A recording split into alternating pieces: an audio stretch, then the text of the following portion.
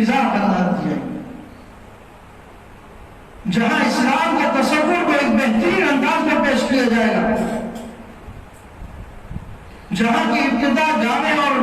Music سے نہیں بلکہ قرآن پاک کی تلاوت سے ہو رہی ہوگی، اور تلاوت قرآن پاک کے لیے بھی کسی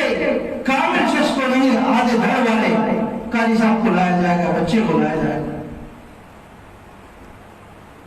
جو تلاوت کرے گا، یا ایھا الناس انا خلقناکم من ذکر و انثی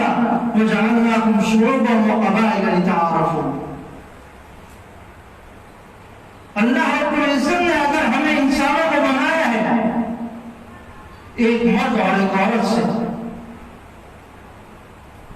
اور ہمارے مختلف قبائل بنائے، مختلف قبیلے بنائے، لتعارفوا، تاکہ ہم ایک دوسرے کو پہچان سکیں، یہ سندھی ہے، یہ پنجابی ہے، یہ فلاں ہے، اس سے ہمارے مسلمان ہونے میں کمی نہیں آتی، یہ پاکستانی ہے، انڈونیشی ہے، یہ انڈیا کا ہے، اس سے ہمارے مسلمان ہونے میں فرق نہیں آتا، یہ ہمارے تعارف کے لیے ہے صرف، تاکہ تم ایک دوسرے کو پہچان لو کہ اس کا تعلق کہاں سے ہے۔